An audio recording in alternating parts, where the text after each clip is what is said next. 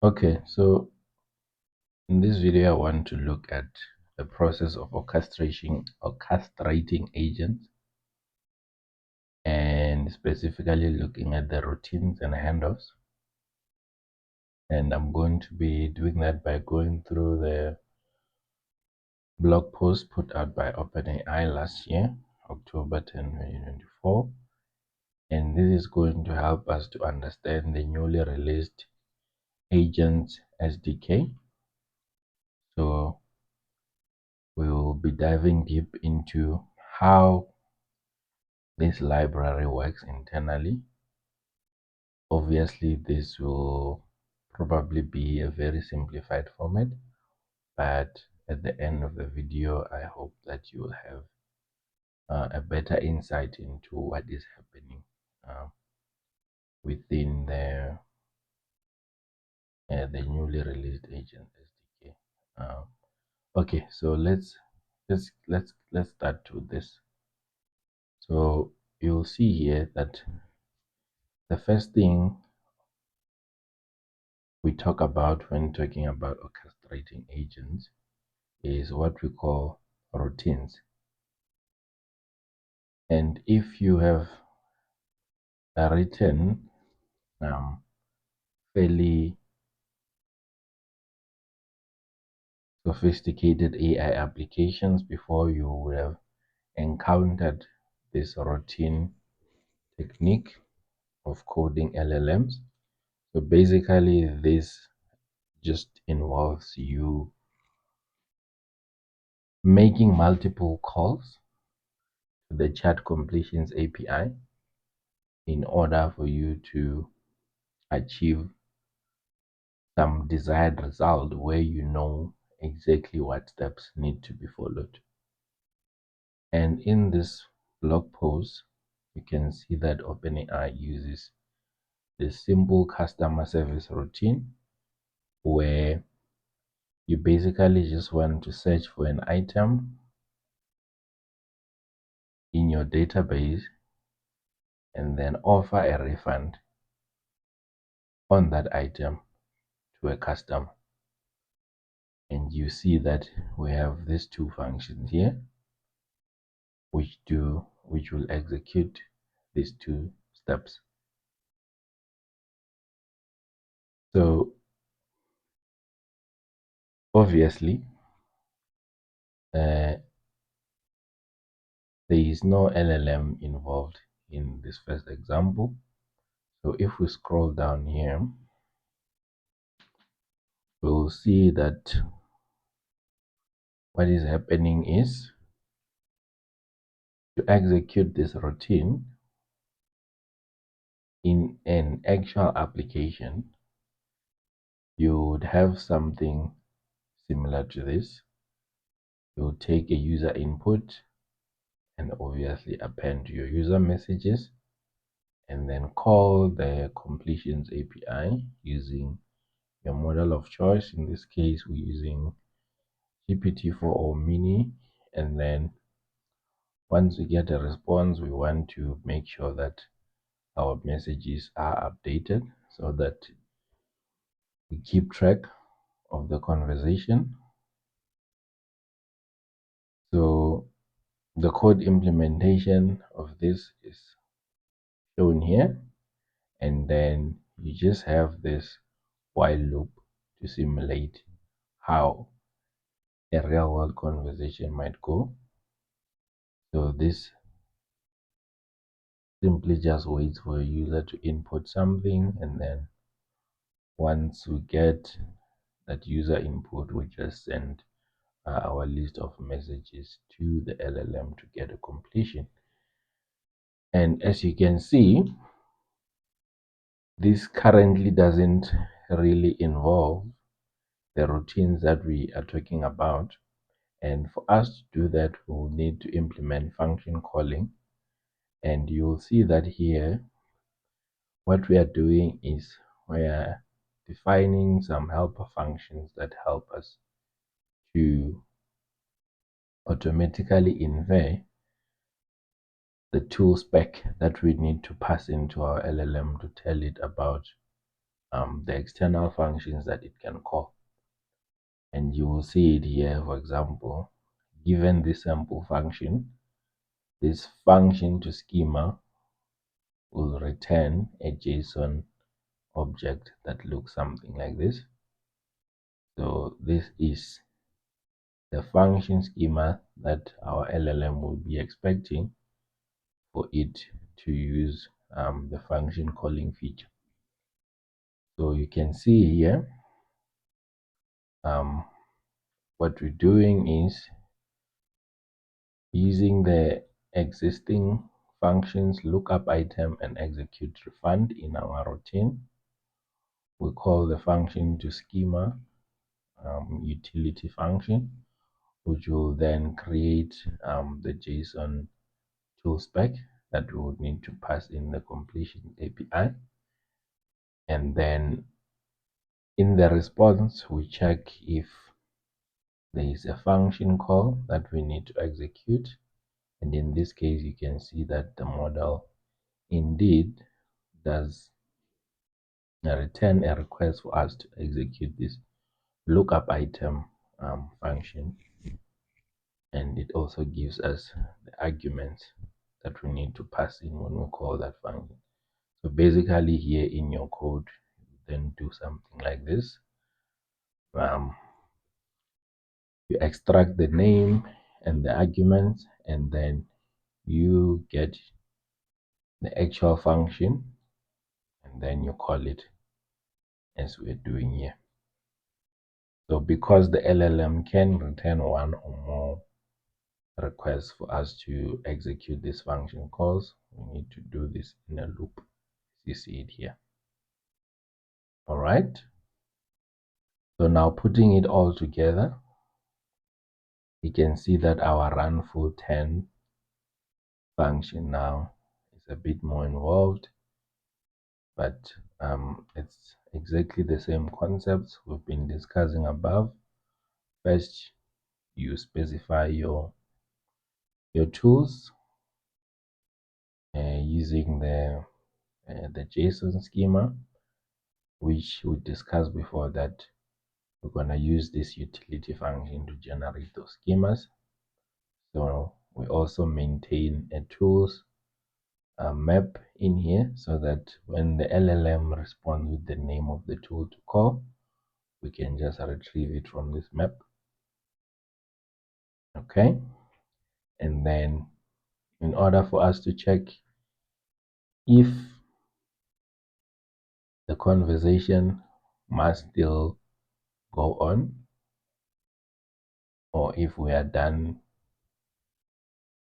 with the active 10, we first check if the LLM returns the content, we print the content, and then we proceed to check if there are any tool calls that the LLM is asking us to execute.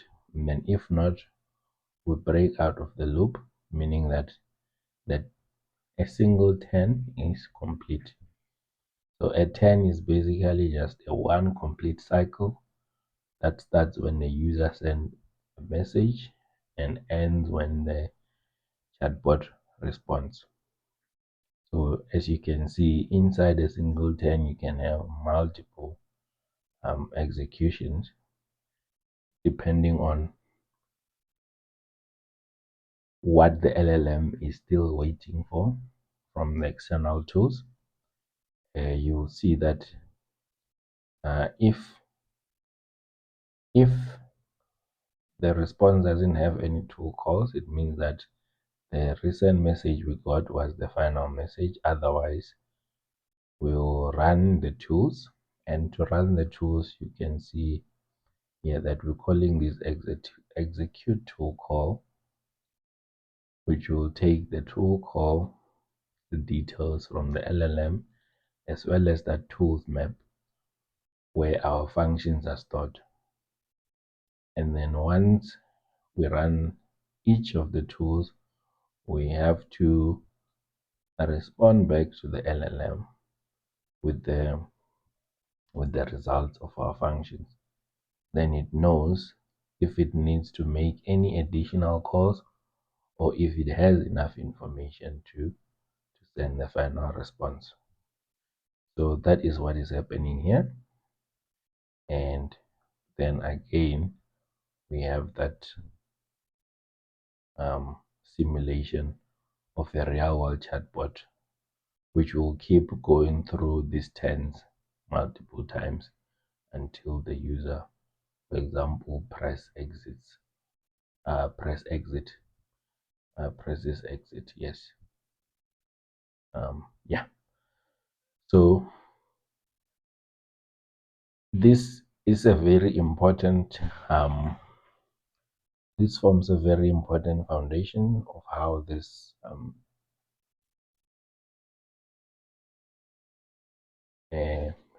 of how you can actually make your large language models smarter by giving it access to external tools.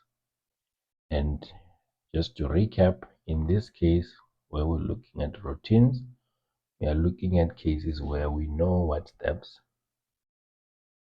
we want from the LLM. So we literally tell it that call this tool and then call that tool. And then that will then give us our final response. So I hope that is clear. And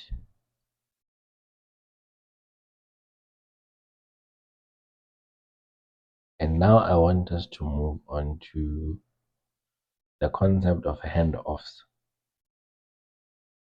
So in some instances, what you want is, instead of having a single agent, you want to have multiple agents which are specialized to a specific task.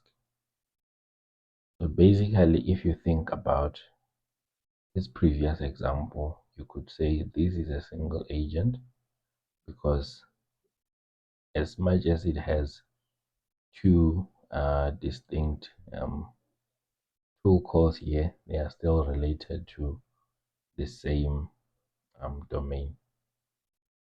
So in some cases, you want to abstract this away as a standalone agent and then extend this to support cases where you want multiple agents with different specialties to collaborate with each other. Okay, so the first thing you want to do, as I said, you want to abstract away the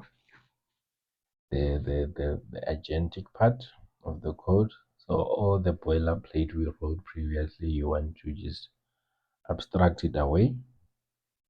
And you can see here that first we define the basic characteristics of an agent, which involves the name, the model to use, as well as the instructions on how this agent should behave. And then secondly, we have this tools parameter here, where we'll again pass in the JSON schema of the tools that we'll make available to this agent. So moving on, we will again have this run full 10, which is very much the same function that we saw previously, where we have our tool schema, which we auto generate using this utility function, and then we keep track of each tool name mapped to the actual function implementation, so that when the agent calls for it using this name, we can retrieve the function and then execute it. All right, again we have the completions API, which will either return the message content, which will print to the user, and then check if there are tool calls that the model is asking for, and if If there are tool calls, we'll execute all of them and then save the results in our conversation history. Then we'll proceed until there are no more tool calls, then the turn is complete, right? And again, the execute tool call, you see that it takes what? Takes the details of the tool call that will be written by the LLM. It takes the tool registry or the tool map. Basically, this is just the place where we map name and the actual function to call. And you will see here, we're doing exactly that. We get the name from this detail object, and then we load the argument as a dictionary, and then we go to the registry and say, give me the tool with this name. And then the result of this is a function, meaning that we can then call it by passing in these arguments. So if you've worked with function calling before, you know that these are the arguments that the LLM will come up with depending on the context and depending on what it wants to achieve. All you need to do is to tell it the types or the Python types of your argument, then the LLM will figure out the actual values. So now, because you've abstracted away your agent, you can now start defining different agents which have different specialities. For example, you will see here we have this refund agent followed by this sales agent. All right, and then each of them you will see they have specific tools. They all have specific tools which relate to their specialty. So the refund agent will have an execute refund function, and then the sales assistant will also have a place order function, meaning that it knows how to execute or to place orders. All right, and then we can actually test this out manually to see how would want this to work in the real world. So if a user says, I want to place an order, we would expect that the sales assistant will be the agent that takes over this request because it is the only one that knows how to place an order. But then if a user says, I want a refund, you would then expect instead the refund agent to handle that request. And notice that here we're doing this manually, but our goal with this handoff orchestration is to have some sort of a way where we can automatically switch between these specialist agents depending on what the user is asking. So instead of us manually saying on this first call we're gonna put the sales assistant and on the second call we're gonna put the refund, we want to have some intermediate step that can automatically pick the agent to answer the user's query. Okay, so how do we achieve that? So it's actually very simple. It still relies on the concept of function calling.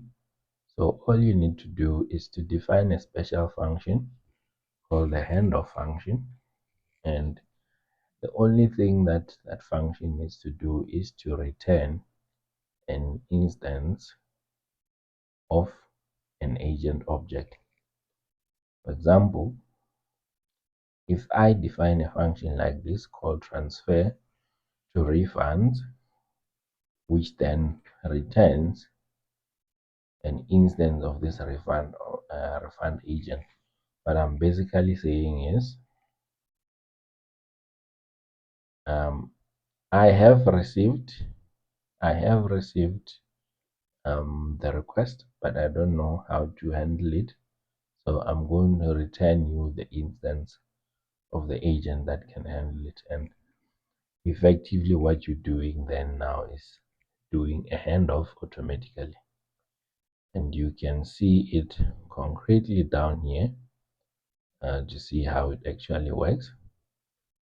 So first, we define this response object here, which we will use to keep track of the conversation history as well as the agent that is currently active in our chat loop.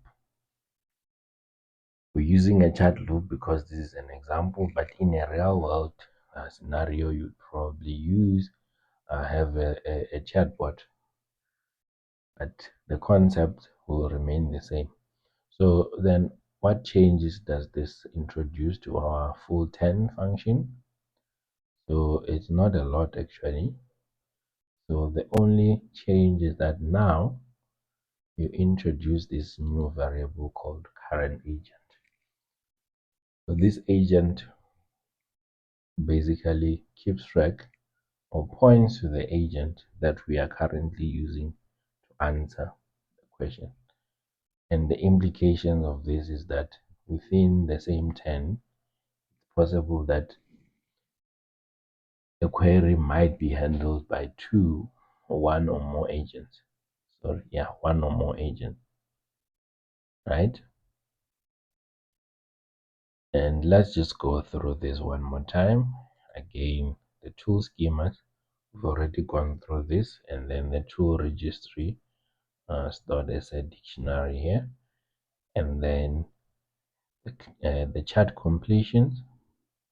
You'll see that here instead of hard coding the model name, we instead say use the model of the currently active model, right?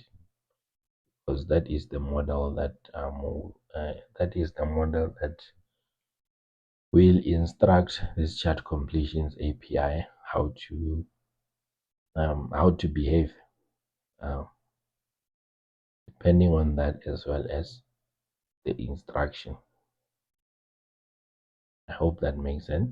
So basically what makes this call an agent compared to before is that in here we have specified in that agent object that this is how you need to behave, so your instructions, and then use this model to achieve your goals.